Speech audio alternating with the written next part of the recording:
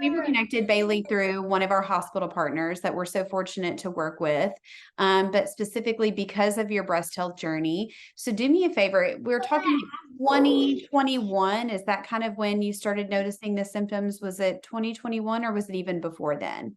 It was, yes, technically it was in October 2021 Okay, when I bring me back to the noticed. beginning. Like, what did you start noticing Okay. from ground zero? Um, well, I actually, sorry. You're fine. This is reality. This is what we do. No, you're fine. Um, so I actually was vacuuming. It was like near like the end of October, and I was just vacuuming. For some reason, I was actually using my left hand, which is weird because I'm right-handed, never do that. And I like bent over and I kind of just grazed the side of my left breast with my arm. And I had like a shooting pain. Like it was just a weird, just shooting kind of feeling. And I was like, oh, what was that? And I kind of fell and I felt like a lump, like a small one. It was just a small bump. And I actually work for an OBGYN. So, I mean, obviously, I'm familiar with people coming in and, not only breast cancer, but cysts and a ton of benign breast conditions. So, I really just didn't think much of it. And I just went about my business. Well, then as time went on, though, like it was still hurting. I could still feel it there. And I just was like, well, my husband was kind of like, kept telling me to, you need to get it checked out, and I'm like, it's probably a cyst because it was painful. And a lot of things, as we know, breast cancer doesn't typically cause pain. So I finally mentioned it to her and she did check it out. And I told her, I said, I think it might just be a cyst. My sister's had breast cysts before, so I didn't think much of it. And she asked me when my cycle was going to start. And it happened to start that day that I was in seeing her. And this was like, at this point, it was like super early November. So it was probably like a couple weeks in between. And I told her, I'm like, well, I just started, and she's like, well, it's probably, through a cyst from your cycle. And, Right. just let me know though. She said, she was like, let me know if it doesn't go away or if it gets worse or still causing pain. And we will, get it checked out more. And her checking it out that day was just a breast self-exam. Like she lay you down on the table and then she Yes. around. Okay. Okay. Yep. She laid me down, felt everything, and she could feel it, and we both like talked about it. And so she made sure to tell me, like again, like, come back if it's not gone, etc. And so after some time went by, it still kind of remained like the same. So it wasn't like overly concerning to me because again, I truly did believe it was just assessed, being how young I am and everything. And well, then fast forward, it was a while. It was like the very end of February, beginning of March, I had started noticing that like this because I already have really dense breasts. Mhm. So I could tell though that it was hardening up even more on the side, like even more dense than my normal density. And it was bigger, like the whole area was just hard and bigger, and it was still having that pain. And it was only painful when I like hit a certain spot on it. It wasn't like it hurt all the time. It was like a certain area.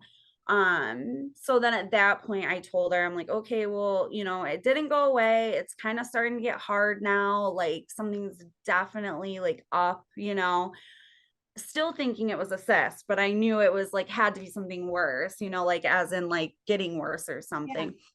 So right away, she, with no hesitation, was like, let's, we're going to schedule an ultrasound. So we did. We scheduled an ultrasound. And that was my ultrasound was March 8th. And actually, I could pull up on my notes because I literally have the dates of everything. Because the important thing too is that even with Penny, like as a navigator, they're so important because when all this started, everything took forever. I mean, I was put off and couldn't get in for 4 weeks or couldn't do this or had to wait a week long. So we're talking like time is just adding up at this point. The minute I got to Dr. Richardson and my navigator, they were like, boom, boom, boom. Like, no, like and even Dr. Richardson told me herself, like, she's like, I'm not gonna lie. Like, if I would have known about her and came to her first, she's like, I get it done. Like, I don't wait. We don't play games. Like, you know what I mean? Cause she's like, and that's how it should be everywhere, not just her. So Yeah. Did it's you one of feel those that things. way? One question I want to ask you, so much of what we really try to instill in women is like the self-advocacy and the Oh, importance it's of huge. that. And like not just like knowing your body and the changes and when it's different, but like advocating for yourself in Yeah. a sense of time. So I think Yes. it's interesting in your story because you worked at the OBGYN. It Yeah. sounded like she very much was like, hey, if it doesn't change, come back. And you Yes. that happened, right? Then Yes. why the delay? Even as somebody with the experience and the knowledge that you have, and kind of even the inside connections, talk to me about, Yes. I guess, really getting from her to the doctor that you found. What was So that?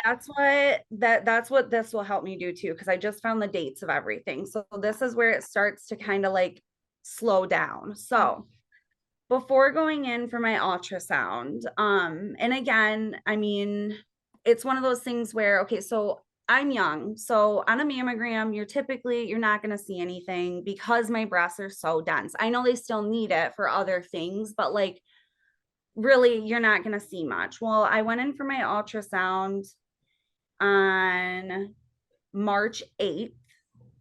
And when I went in, I had an ultrasound tech. She was doing her thing. Well, then she left and got another ultrasound tech who came in. And the lady was just like, oh, I've just been here 20 years. I know what the doctor's like and etc. So she did her thing. And then they said, to hold tight. They wanted to show it to the radiologist first. And I'm like, and it's still, what's crazy is at this point, I still didn't think anything. I truly did not. Yeah. And I was just like, I thought it was a little weird, but I was like, okay.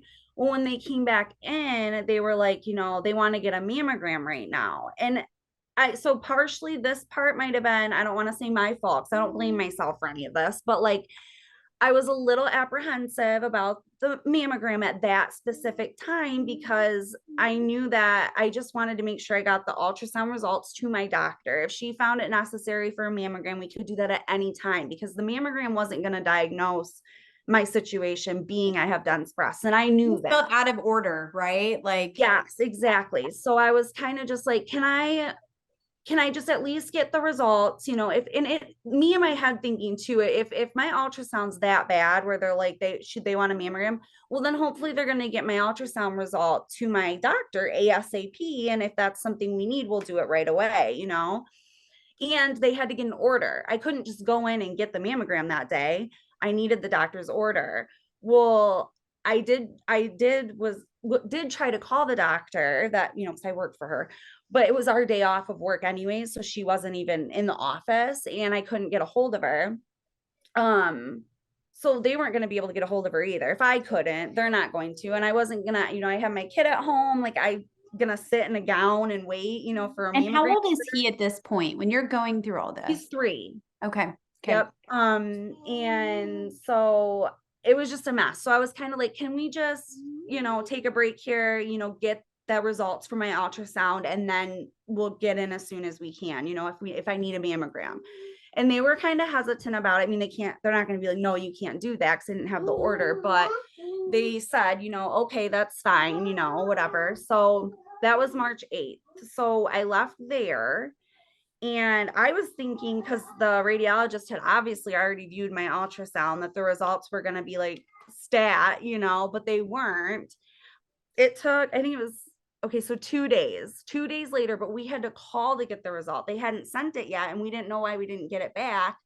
So, Erica, who I work with, she called the hospital and they were like, oh, we were waiting to send the results because we were waiting for the mammogram. And she's like, we didn't put in an order for a mammogram. So Yeah. like, can you please send us those? So Dr. Allen, my doctor, actually called me from the hospital while I was at work to tell me that, she's like, don't freak out, like I want you to like stay calm. It still could be benign. She's like, but your ultrasound came back with a suspicious mass. So they do want to schedule you for a biopsy. So my OBGYN referred me to Dr. Chelsea Smith. She's through McLaren as well. And I've seen Chelsea for procedures in the past. She's a general surgeon. Okay. So she sent me to her because she was thinking she would just do the biopsy in the office, because where Yeah. she's located, they have machines and stuff. So Right. she thought it'd be a little quicker that way. So I had my appointment with Dr. Smith 4 days after the ultrasound results. So now this is March 14th. And when I had that appointment with her, she didn't do it in the office. She wanted to send me to RMI. So she sent an order to RMI for a mammogram and biopsy, because she said we were just going to do the mammogram because of approvals for if we needed an MRI or a CT, we'd have that mammogram already. Gotcha. So she sent that in on the 14th. RMI doesn't call me until March 17th to get me scheduled. And they told me they couldn't schedule me in for a biopsy until April 7th, which was like a month later. And I was like, I told them on the phone, I'm like, well, I'll schedule it, but if I can get in somewhere else, can I just cancel it? Because I'm thinking, I'm not waiting this long. Like, this is crazy. Yeah. So they said, yeah. So I scheduled it. But then I called my surgeon. I was like, listen, I just want to go to McLaren if I can get in faster at McLaren. Because I said, I don't want to wait till April 7th to go get this biopsy done. So on March 17th, that day, she sent the order to McLaren. So McLaren called me on March 21st. So she A sent week on the later. 17th. Yeah. Yeah, they called me on the 21st. Luckily, though, to be fair, I think the department wasn't open for a couple days for some reason during that time. And they got me in 2 days later. So when they called me on the 21st, they got me in on the 23rd. Yeah. So that is when I did my mammogram, my biopsy, and then the second mammogram with like the biopsy clips and all that stuff in there. Yeah. In between all this, though, I'm not just like sitting on my hands. Like I am, because now I'm nervous, right? Yeah. Like now I'm like, and I'm still, I don't know, I'm still like had fine moments, but the worst part of this whole entire experience is waiting. Like you're in the dark. Like communication is completely cut off. No one's telling you like this is the next step. Like right now you're in float land. Yeah. Like And you're at the just, mercy of the internet, right? Like you're trying not to yes, you Google what are. Google, like it's, yeah. Yes. And at this point, I did have different things happening. So I had very slight nipple retraction. So it was not all the way in. It was just in a little bit more than my other one. And very prominent veins. Like they were very bulging. Did you breastfeed? Do you mind me asking I you? did. Okay, Yeah. so did this even look different than that? Like, Oh, for sure. okay. Yes. Yeah. It was like like they always, when you learn how to take blood and stuff, it's all about the feel of the vein. You could feel them and like palpate them. It was, Yeah. you could tell. But my husband, because it was up top, Yeah. he even noticed it actually. He was like, that wasn't like that before, was it? And I'm like, you just like confirmed what I was thinking in my own head. But right, you're trying to kind of put it away because you're like, are you thinking things now because you're nervous? You know what I mean? So during all this time period here, I did call the hospital myself, and I had called RMI like 3 different times before they called me, because I'm thinking like, why is everyone taking their time? I'm like, I'm gonna be really upset if I do have cancer and it's taking them this long to figure it out. And I'm also gonna be upset even if I don't and it's taking them this long to tell me, you know? So that part is just really hard, and you are so unsure. And I almost wish there was like this tracker like that you would get even after my biopsy, like, okay, your biopsy's been received, like we have it, it made it safe. Yeah. Show me the And progress, right? It's like, yes. I'll So that way you're not proliferate. at home going, why is this? Where is it? Is it lost? Is it taking this long for this reason? You don't know where it's going. You don't know what's happening. So after the biopsy, which was officially done on March 23rd, which I loved the radiologist I had at McLaren. She is awesome. And I've known of her prior to my biopsy, but she did a great job and I was so happy. But she even told me it normally takes like 2 days. And I was the first patient and it was on a Wednesday. So she's like, it's very likely you could get it by Friday. She's like, but if not Friday, then for sure Monday, you'll get your result. So, and I know that too, being where I work, you know, how long they take to typically come back. So my results didn't come in on Friday. And then they didn't come in on Monday. And then they didn't come in on Tuesday. So at this point, I am like losing my mind. And I haven't met Dr. Richardson yet. So she's not in the picture yet. Or Penny. I don't have Penny. I don't have a nurse navigator. I don't have anything. It's just me. Like I am just at home losing my mind because that was the most worked up I think I got through my whole entire journey was waiting all alone with literally no one to fully understand what you're going through. Of course, I have my husband and he's awesome. Like I literally awesome. My family's awesome, but it's you by yourself because you don't have anyone that knows how to relate to what you're going through other than random forums on the internet of people worrying about the same thing, but you're not talking to them. You know, you're just reading stuff. Well, and they're also, like you and I talked about, 20, 30 years older than you, right? Yes, So it's like, right. for the Right. most So part, it's just not the same season of life that it's you're not. in. And you know, it's Google can be bad and it can be great. And that's literally the truth because I can't tell you how much stuff I did read that, you know, prepared me. Like while I'm doing waiting, right? I'm also, what do you want to call it?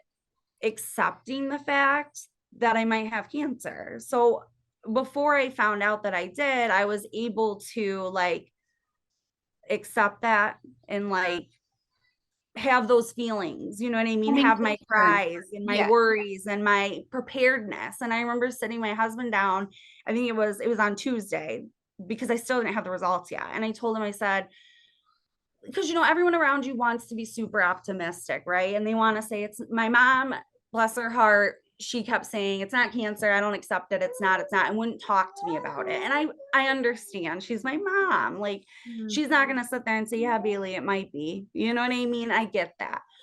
But on the inside, though, I really wanted to have the real conversation of me saying, like, I might have cancer and I want to talk to someone about it. Like, and it's okay to do that. I am really optimistic. I'm a very optimistic person, but I'm also a realist, right? So I want to be both sides here because I want to be ready for it. So I sat my husband down. I said, listen, I don't need you to even talk. I don't need you to be like, it's all going to be okay. I don't even need that. I'm like, I just need you to listen to me say that it's very likely that I have cancer and I have to be able to talk to someone about it and no one will listen. I need you to just listen. And he did. And I felt so much better. Like it felt good to like have someone just listen to me say it and be okay with me being able to talk about it, you know? So then that was already on Tuesday. So now if we recap here, my ultrasound was March 8th. We are now at March 29th. And I still don't know. And it would have been even longer if I'd have gone with RMI. I wouldn't even have had my biopsy done till April 7th. So Wednesday morning, because I'm sleeping with my phone on like volume 100 because I'm like, if anyone calls, I'm not missing it. So Dr. Allen, my OBGYN, she actually called me. And it was early on Wednesday morning and it because I was sleeping and it woke me up. And the thing is we still talk about it. It's like because I'm so close with her, I know all her voices. Like I know her hi and her mad and her sad. And so the minute I answered the phone and she's like talked to me, I knew, like, I literally said back to her, I have cancer, don't I? And she said, yeah, I'm so sorry. She's like, you do.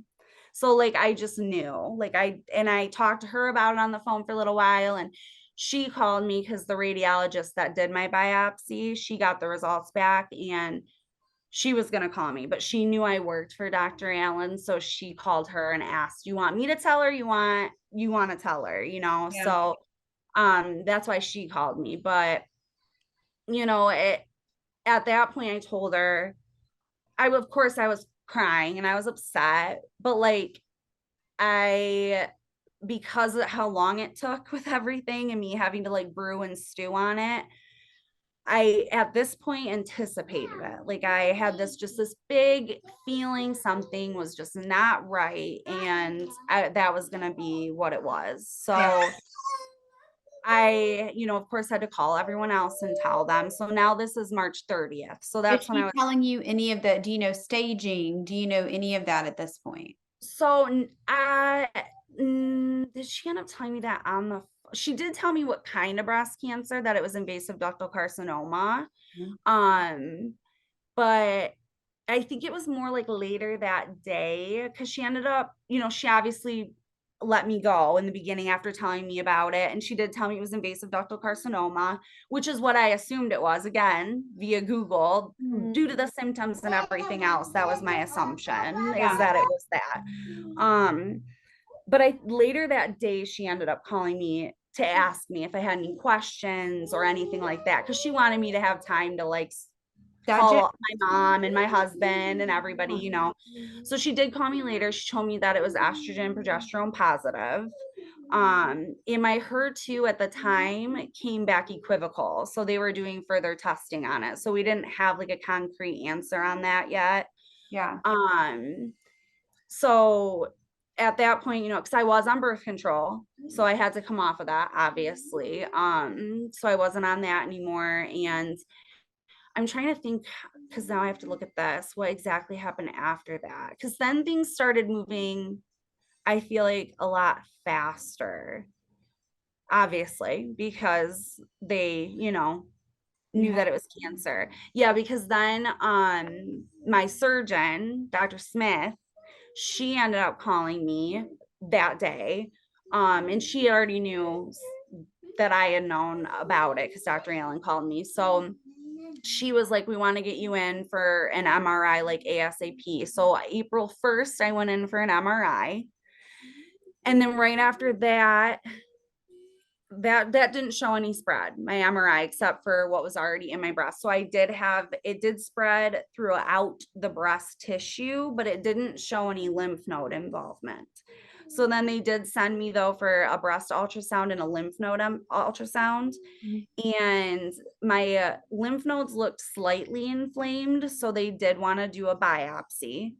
So it looks like April 1st, I had an MRI. April 4th, I had the ultrasound of my lymph nodes.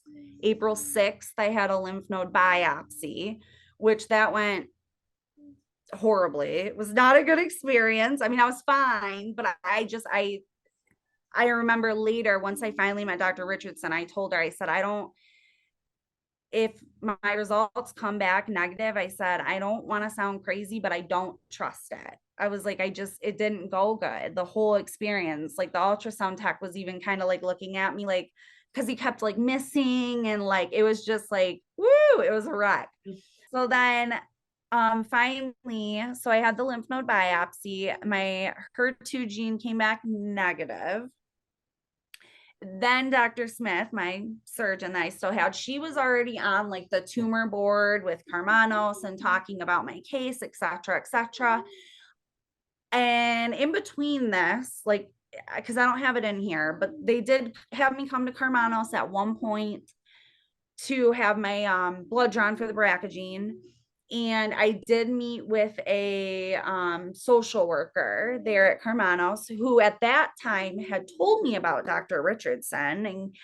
But I had Dr. Smith, and I didn't know, you don't know how that works. There's surgeons and doctors everywhere. You are on overload. There's so much going on. And I remember being absolutely terrified of the breast reconstruction, because I'm like, how am I going to find a plastic surgeon on my own that can work in the hospital? It doesn't work that way. They have to be affiliated and et cetera, et cetera. So I was like stressed. I'm like, what am I going to do? So at this point, I still had Dr. Smith, but I had heard about Dr. Richardson. Well, then Dr. Smith called me after my lymph node biopsy and said, like, I have a coworker, Dr. Richardson, and her specialty is in breasts. She's like, would you be okay if I referred you to her for your surgery? And I was like, yeah, absolutely. So that's when I finally met Penny and Dr. Richardson. So that would have been April 12th. So over a month from when my first ultrasound was. I finally met with Dr. Richardson and Penny, and Penny sat down with me. Obviously, I met with Dr. Richardson. She told me, I mean, she was so detailed. Like, she has a literal piece of paper that tells you everything that is going on with you and what's happening and exactly your treatment plan. There's like 5 numbers, and she writes down each step of your treatment plan and how it's going to go. And she goes through every page of any test you've had done and highlights everything. So like there's no stone left unturned, and like you can trust her immediately. I mean, you can, when she talks, there's like no questioning. She doesn't know what she's talking about. I mean, she's just like to the bone. And so then I sat with Penny, and she gave me like a lot of information too, like the booklets and like explain things. She literally told me, she was like, anything you need, she was like, tell me, like anything at all. I will help you. You have any questions, anything, come to me, you know, blah, blah, blah, blah. And I could feel it. Like, she was honest. I mean, I don't know what I would have done without her. She made me feel so comfortable. And like, I immediately just like trusted that office so much. I just knew nothing could even go wrong. I mean, that's literally, and I still feel that way. So, did you know what a navigator was, or a nurse navigator, prior no, to meeting Penny? You didn't know what that was? no, I've never experienced like having one, or I didn't even know they had one. So it was really nice because I mean, I knew I had, like, at Hermanos, there was the social worker and everything, you know what I mean? But like, I don't know, there was just something about having the nurse navigator, especially in an office I felt so comfortable in. And they like specifically were just like, anything, like, you know, we'll help you, just let us know. And Yeah. there is an instance that I'll tell you about shortly that, I mean, they absolutely, Penny, or my nurse navigator, like, saved me. Like, I was in a really bad spot, and she absolutely just fixed everything for me in the matter of literally hours.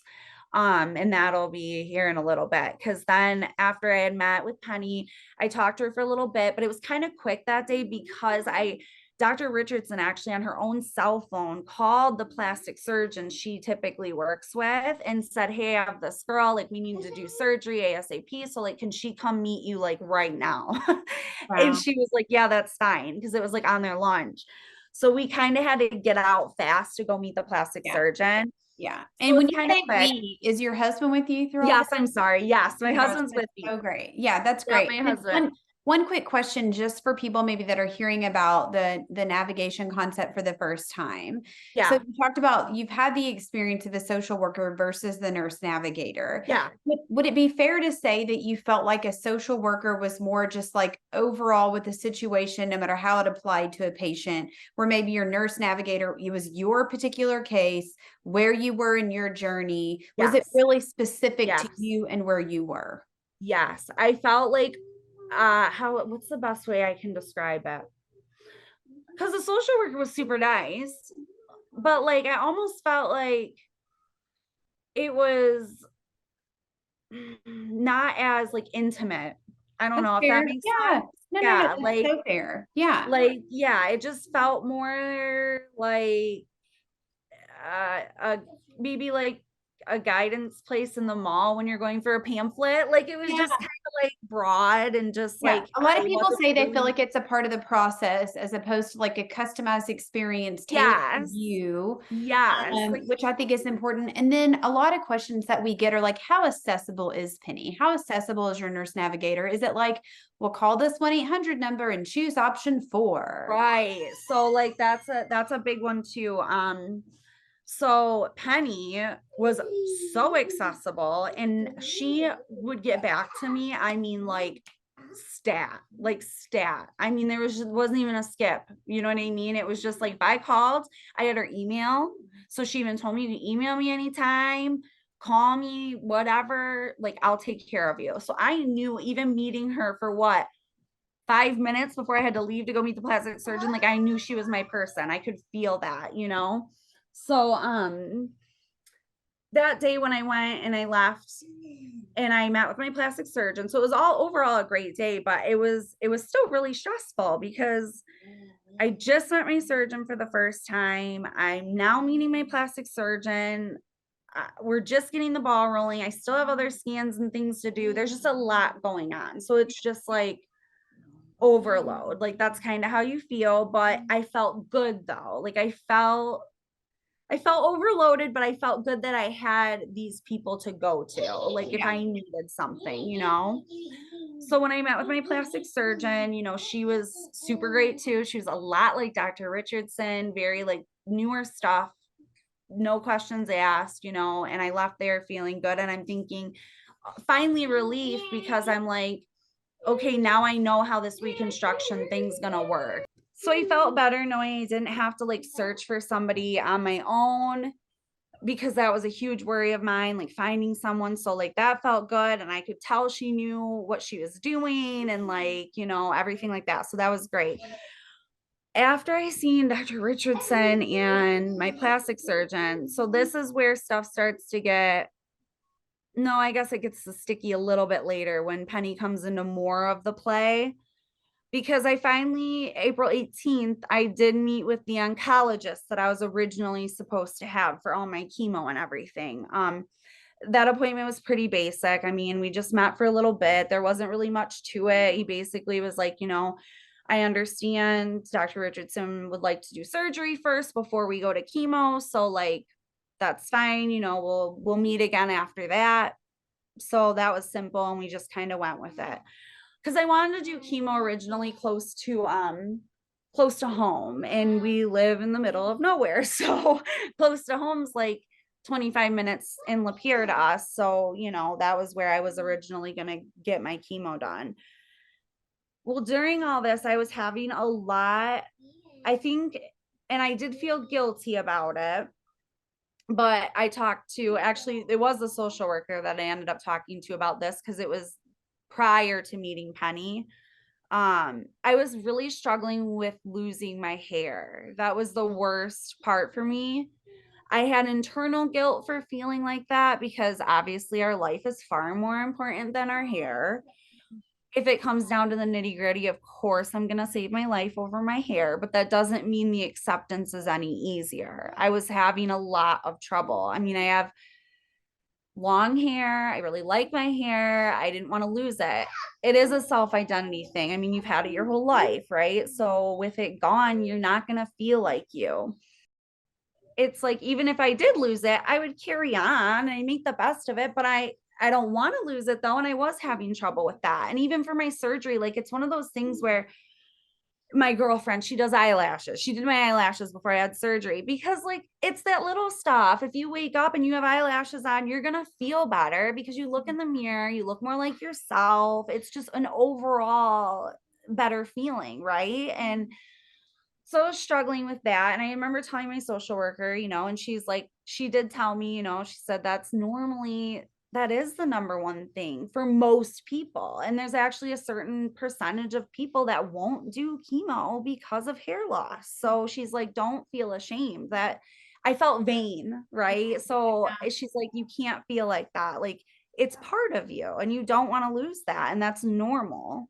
So that made me feel better. So during all this, I mean, obviously we're doing some research to try and figure things out. And I learned about penguin caps and DigniCap, but it was all at that time really stressful, right? Because you're dealing with everything else. And then I'm reading, you have to switch out these ice packs and you have to do all this stuff. And I'm like, I can't deal with all that. Like, that's a lot. And like, how am I going to get the money to like pay for all this? And, so it was added stress. So at this point, I'm trying to come to that acceptance of like, girl, you're gonna lose your hair. Like, just like you're gonna lose it. So like the farther I got into it, the less I cried about it. I was still scared, but I was more accepting of it.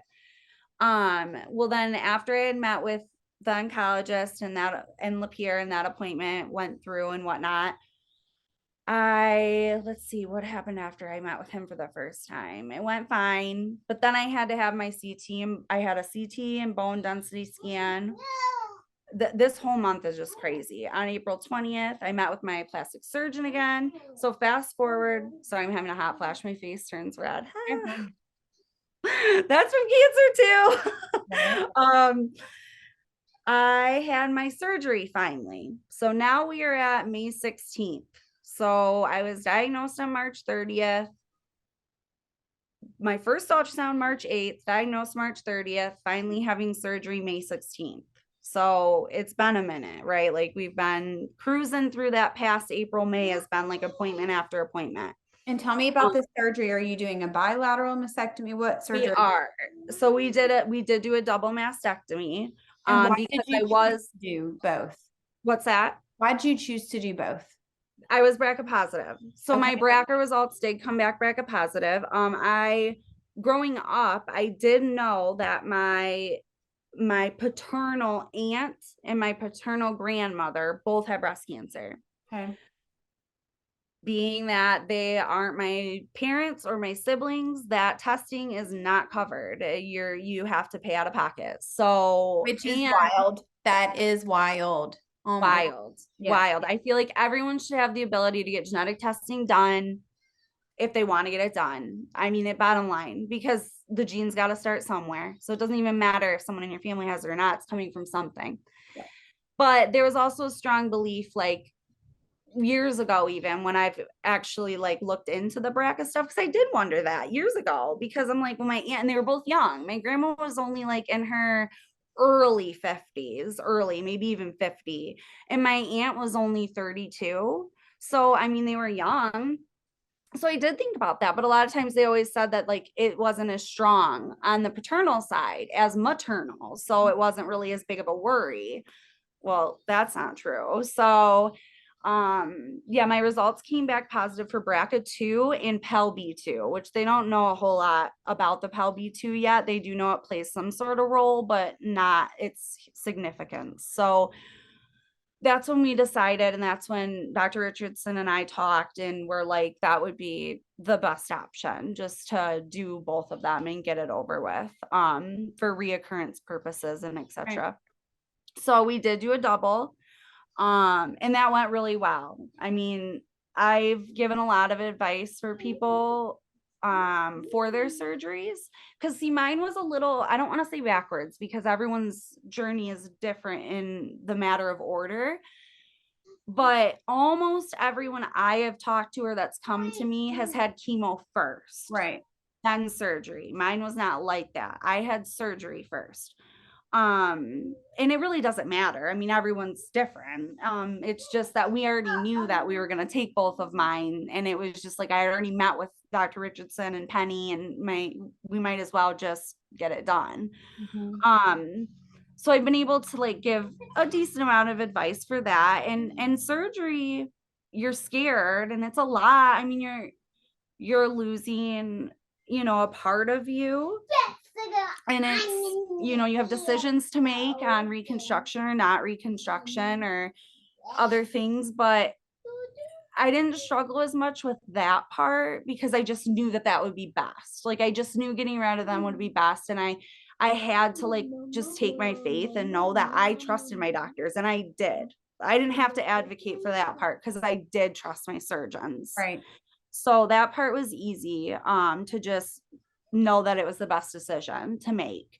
And even after surgery, I was well taken care of and everything went great. I mean, you lose feeling in your breast. So when people ask about the pain, I didn't really have any because you can't feel them anymore. So Right. like it wasn't painful. I mean, I had tubes in both, I had two tubes, two in each armpit. So I had 4 tubes in my armpits.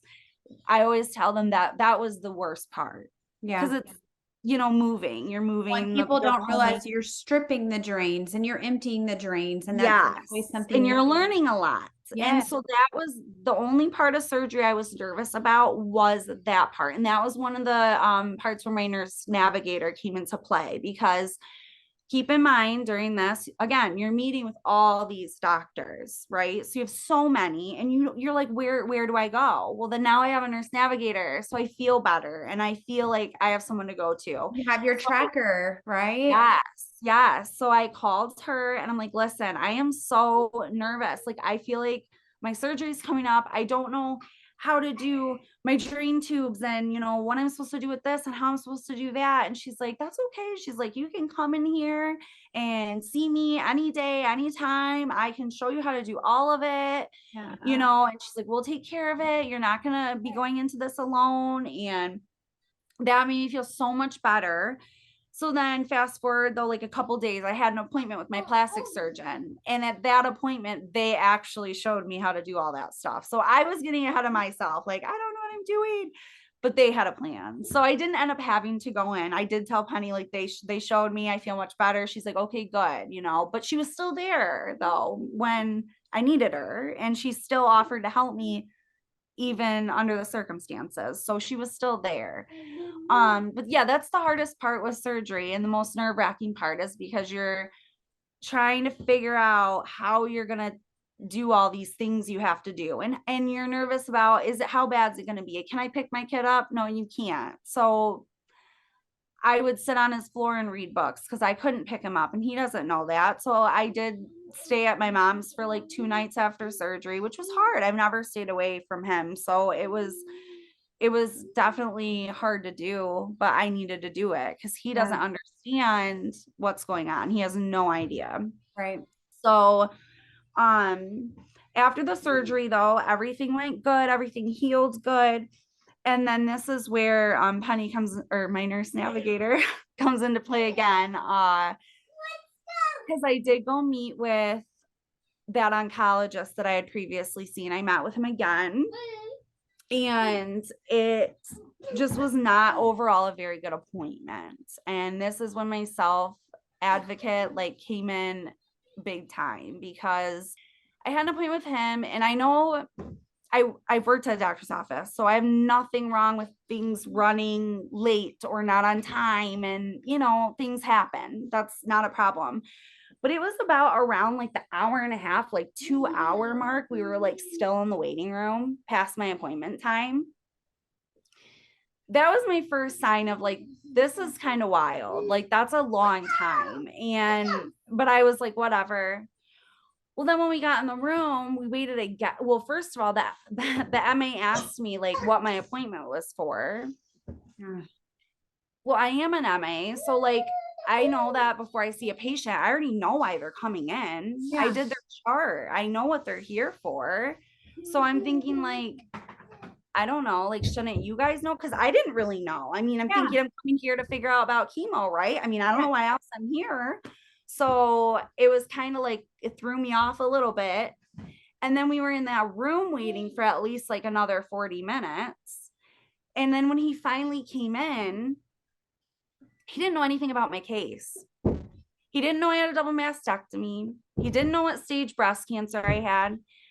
Oh, he didn't know that it did spread to my lymph nodes. So during surgery, they did take out 5 of my lymph nodes. There was metastatic spread to 3 of the 5. So I did have spread. He didn't know that. And all my papers are like in front of him, and he's trying to like go through them. And I felt so uncomfortable. And I'm thinking, the least you could have done was read the first half of my paper, at least before opening the door, to know some stuff.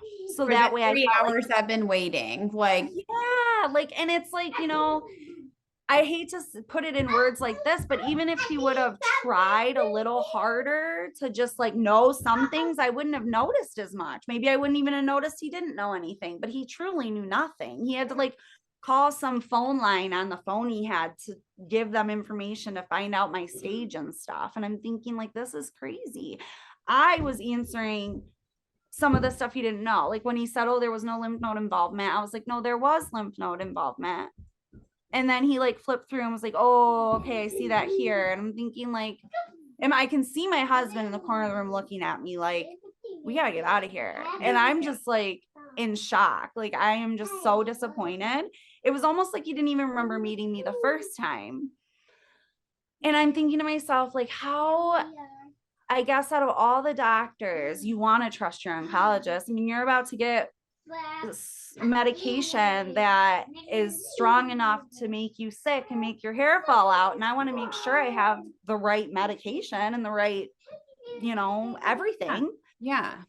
So then during the appointment, I mentioned the cold capping. Like I asked him, I said, do you know anything like about the cold capping? He said, well, what's that? And I was like, well, it's the cold packs to like help save your hair. And his word for word said, those don't work, but you can try it. That was my bottom line. I was like, like you are a doctor, you should be advocating for your patients. If you have a patient that wants to try something, you should just say, go for it, give it a try. What's it gonna hurt? Right? So like that just shot me down completely, thinking you didn't even know what it was 2 seconds ago, and now you're telling me it doesn't work. Right. So that's disappointing. And then I asked him about my port. I'm like, I don't have a port. And do I get that put in? And he's like, oh, you don't have a port yet? I'm like, no, I was told to see you for the port.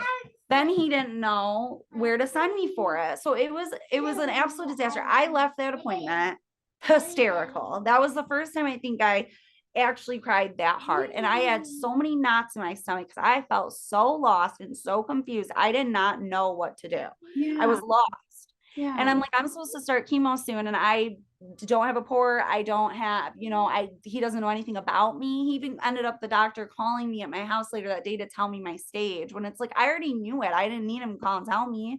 So it was just a disaster. Well, I called the office. I called my nurse navigator. They were closed. I knew they were. So I left a voicemail, but then I ended up emailing her. The next morning, first thing, like they weren't even open yet, she called me and was like, what's going on? Tell me. And I told her everything. She couldn't even believe it. She was like, oh my gosh, we will take care of this. We will find you. I told her, I said, I can't go back there. I cannot go back in there. I can't. She was like, we will take care of this. Dr. Richardson and I'm going to talk to Dr. Richardson. We are going to get you somewhere. Don't worry about it. We will be in touch with you all day today. And they were on it. I mean, literally within hours, Penny called me back and was like, we're going to send you to Dr. Nato. And, we got you an appointment with her on her lunch break. They got me in, like she took me in on her lunch break. So I felt so much better. Like literally they lifted 5 million pounds off my chest. And if I didn't have my nurse navigator, I'd have been lost. What am I supposed to do? What do I do? I probably would have ended up seeing the doctor that I was so uncomfortable seeing, right? That's probably what I would have done. Well, and what too that NBCF focuses on is the mental. And like if your head's not right, nothing else is going to be right. Like No. you've got to be strong. You've got to be You have to focused, be, you've got and to you be- have to feel comfortable. You Yes. have to. Yes. And I told my husband the day we left that appointment, I said, I can't even imagine what other patients have gone through, or how they felt, or how they probably just went there and ignored it because they didn't know what to do. Yeah. And it broke my heart because it's so true. And luckily, again, I had my nurse navigator, because if it wasn't for her, I truly believe I probably would have ended up just caving in and going there, because I wouldn't have known what to do. I wouldn't have known who to reach out to, and I would have just felt alone. And I do think it's important to remind people that may listen to this or hear this or read this, that you're in this industry, right? Yeah. More than most people, right? So it's like, it's your day to day. You understand self-advocacy. You understand a little bit how the medical world works, right? Yeah. And you still feel it's a roadblock. It's an obstacle. It's a dead end, right? Without that. It absolutely is. And that's why even like, it wasn't even that long ago when Dr. Richardson and I were talking, we talked about like how long it took for me for certain things and getting in and getting stuff done. And she even said that that's something that they are like currently working on. They're working on like breast patients strictly coming like straight to her now, instead of all these middle of the road, appointments and things, which is good. That's what we want. Do I think like, anyone failed me? No, I think every doctor in the beginning that was taking care of me did everything they could to take care of me, up until as much as they could do. But in the future, it'll be good to just go straight to her, because that's what she does. That's what she deals with every day. So going straight to her is going to cut out a lot of the extra waiting and the extra things.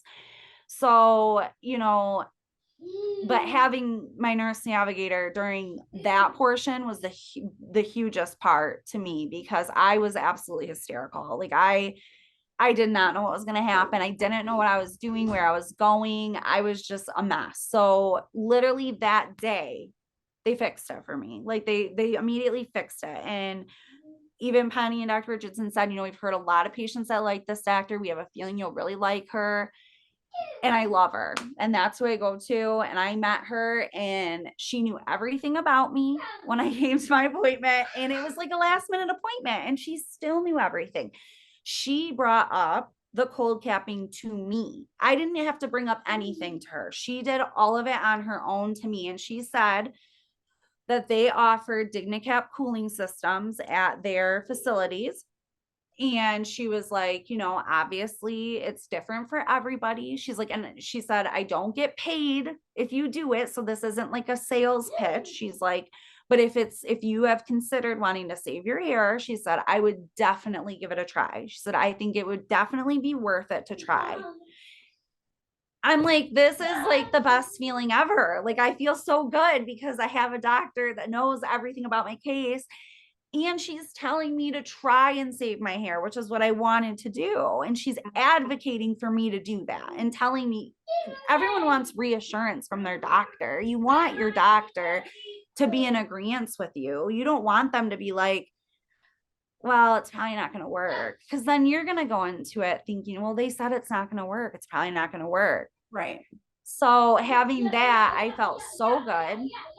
And she has like, one of the nurses in her office that like typically will deal with like the patient stuff when I call for questions and things like that. I don't know if she's technically labeled a nurse navigator, but I don't know. But she sat with me though about the DigniCap stuff and like went through everything, answered all my questions, again, told me I could call her for anything. And she's also phenomenal and has helped me a bunch too along the way. And I got all that set up, and obviously I had 16 rounds of chemo. So I had 4 rounds of adriamycin cytoxin, which they also call the Red Devil. And that was definitely a strong chemo regimen. I was really sick. It took me, and normally they give you like a 3-week break during the adriamycin. I had a 1 week. So I had my rounds just like I had it on a Monday, skipped the next one, had it on a Monday. So I didn't have long breaks. And once I figured out like what worked for me with medication and when to take it, I helped the nausea a lot. I still felt belly was funky, bloated. I gained like 20 pounds during chemo. So it was still not the funnest experience, but I always tell people I had more good days during chemo than I did bad. And that's a lot to say. Like, I love your outlook. Yes. I went camping. I still went out to pop-ups. I'm a huge mad crocheter. So like I still did all that. Like Yeah. I still did my normal things. Like I can guarantee when Clark, that's my son's name, gets bigger, he's not going to remember anything specifically that I was sick. You know what I mean? So that's huge. But I do think a lot of factors play into that. I think one being your own self-advocate, to have a good team around you, a good team you can go to when things aren't right or you don't feel right or you need anything. And it also has a lot, I feel like, to do with, even for me personally, the fact that I wanted to save my hair. That was huge for me. I woke up each day and still had hair. So I still felt more like myself. Like I still could look in the mirror. I still felt like me. Even if my hair was thin or whatever, I still felt more like myself. And that helped me get through my day to day, I think. And of course, during chemo, you draw on your eyebrows and glue on all your eyelashes because, those are big parts of you too. You don't realize how like crazy it is when you don't have them anymore. It's wild. But I made it through the adriamycin cytoxin. Again, that was 4 rounds of that. My last 12 rounds were on Taxol, and those were once a week regimens. and those were a breeze compared to adriamycin. So I cruised through those pretty good. So I didn't have nausea or anything on it. I felt much more myself. I think on adriamycin Cytoxin, I still was very positive, very optimistic intentionally, because mindset plays in a lot, you know? Yeah. So you have to just tell yourself, even on the bad days, I always say, like, one day at a time. Like, you can have a bad day and you can cry, you have every right to. But then once you do that and you get it out, like, just start over. Like, Gotta reset. tomorrow's a new day. It's Yeah. like, just keep going. And it is hard because some of those medications do cause a little bit of, like, I don't even want to say downright depression, but they do mess with your head a little bit. I was definitely more down, and it wasn't in like it's like weird because you feel that way, but you know what's causing it, right? So like I knew why I was feeling that way. So it was like I could get myself out of it a little bit easier, because like it would be like, for example, normally I go out to dinner with friends or something. I didn't feel like doing that as much. I kind of just wanted to stay home. So it was kind of like that, but I knew what was causing it. So it was easier for me to just be like, this is going to end, Bailey. Like, this isn't going to be like this. This It's going to go season. away. Yes. And I kept telling my husband, he was well aware of it too, because I'd tell him, I'd be like, man, I'm in that funk again. That's what I kept calling it, was a funk. I'd be like, but I know it's going to be done soon. Like, and it did. So once I got to Taxol, the funk disappeared. Yes, a giant wizard. The funk disappeared. I felt much more back to me again. And it was like, it just dissipated. So like, when you can tell yourself in your head, like, this too shall pass, right? Yeah. Like, I'm gonna get through this, it's gonna end. It makes it easier to kind of get through it. But if you don't have that mindset in the beginning, though, it makes it really hard. Like, if you're already, and it is so hard, it is. And I totally understand that. And every person's brain and the way they think is different. So it is hard, but you just really have to try and say, like, no matter what way you choose to be positive or negative, you're gonna go through it. You're gonna go through the chemo, you're gonna go through the surgery, the radiation. But if we just purposely try to be like, all right, let's just take it day by day, you'll make it through a lot easier than holding on to the bad parts all the time. Everyone's reason for getting through things isn't gonna be the same, like you just said. So it's like, there's been some people, like I talk to, I want to say, not on a daily basis, but there are some that I talk to at least multiple times a week, whether it's text or Instagram. And I just tell them, like, when they come to me, if they're having like a weird day, an off day, whatever, I just, will obviously talk to them about what's going on, but then say, listen, like, remember, like, don't forget, like, tomorrow is a new day. We're going to handle what's happening today. Don't worry about what's going to happen a month from now. One of the conversations I just had with someone recently was, we were just talking recently with one of the girls that reached out to me, and I told her, I remember when I hadn't even started chemo yet, they wanted me to set an appointment to meet my radiologist. So I did, because they wanted me to. And then fast forward, like a couple weeks later, I was talking to she's my second cousin. She went through breast cancer.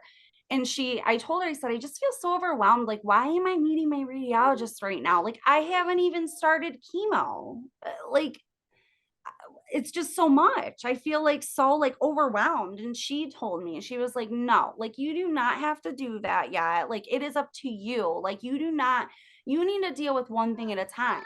And I'm like, yes, like, why am I going to worry about radiation right now? I'm trying to get through this stuff.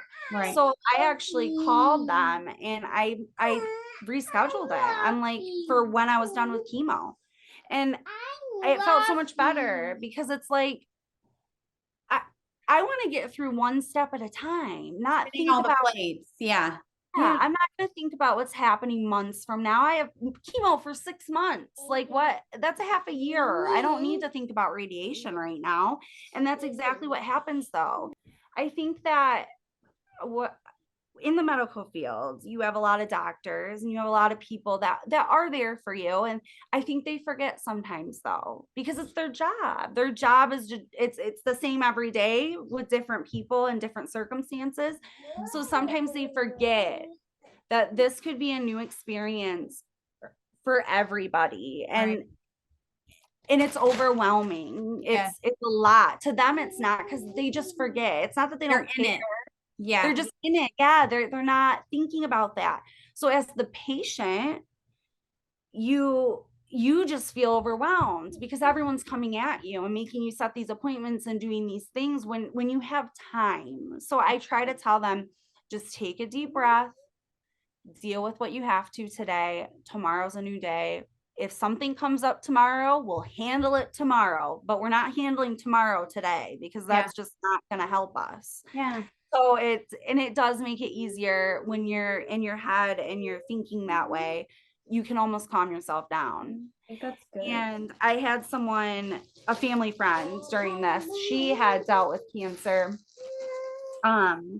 years ago, and she got me this bracelet from, it's funny actually, I got one of the boxes from The Hope National Kit. Breast Cancer Foundation. Loved it. It was so cute. And I still have my little note that was in there. Oh my gosh. And that's on my Instagram too. I literally loved it. It was adorable.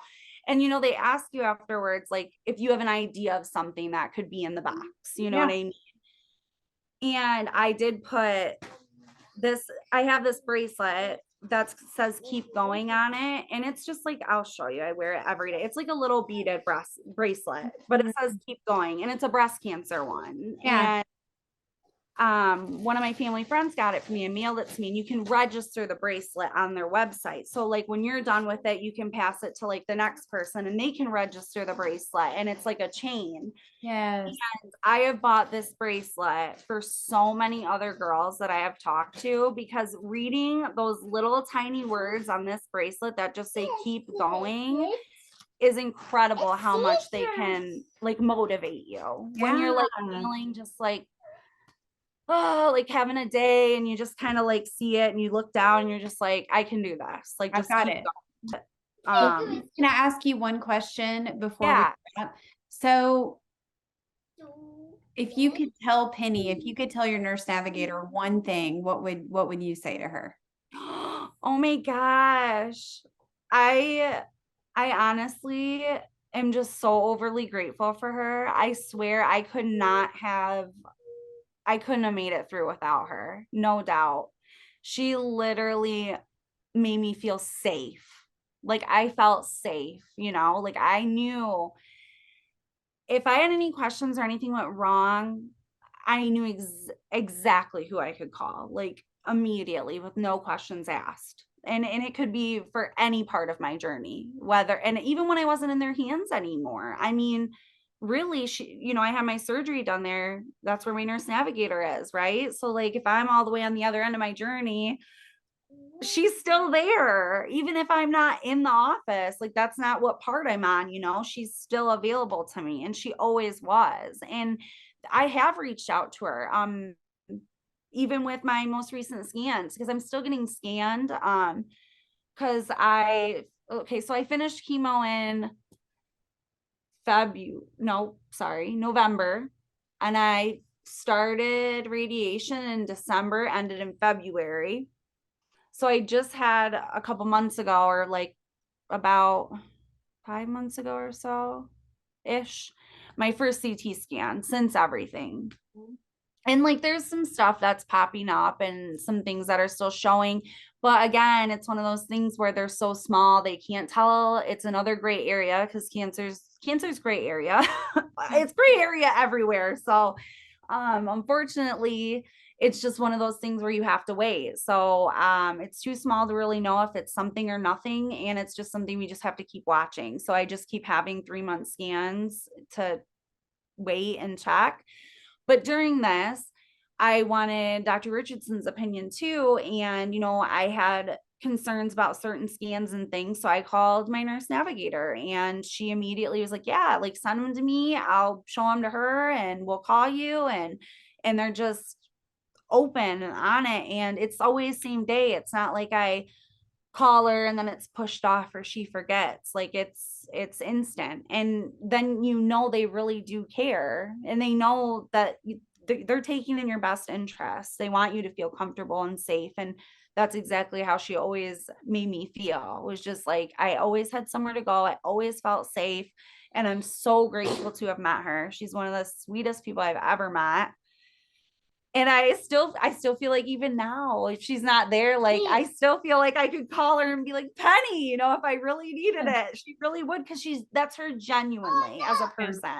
So I just know that she made my journey so much smoother. And I know for a fact I wouldn't be where I am if I didn't have her to go to. But she made me feel comfortable enough to go to her for everything. Yeah. I think one of the best ways I've ever heard it was it's not their job, it's who they are. Yeah, that's exactly it. And I Exactly. love that, Yes. right? Because Yeah, it 100% is. And I you think hire for that job, you have things. to be that person. Yes. Because Yes. it's not even about the medical field or the degree behind it. It's literally just who she is. Like she's just a genuinely great person that cares from the bottom of her heart. And it's every person she meets. It's not like just she likes one person and not the other. Like I know soulfully that she literally would love everyone she meets because she's just that person. So I definitely couldn't have made it through a lot of it without her. And she helped me with a lot of tears that I had when I was, worried and felt lost. And I wish you had that person almost everywhere. Like, I wish you got that person from the beginning of having like an unknown, possibly, a diagnosis, because I think that would help a lot of people deal with this process, because it is very lonely and scary when you're all by yourself. And especially again, like the importance of like being in your 20s too and having breast cancer. It's just it's horrible no matter what age you are, but like when you're this like young and you have so much in your life at that time going on, between even young kids and making ends meet and all these things, and then now you're dealing with this big diagnosis by yourself and not knowing what to do or where to go or who to turn to until you finally find someone like a nurse navigator. So I wish they were more accessible, and you know what I mean? So she played such an important role, and I don't think I would have done as great through all of it without her. So I'm super grateful.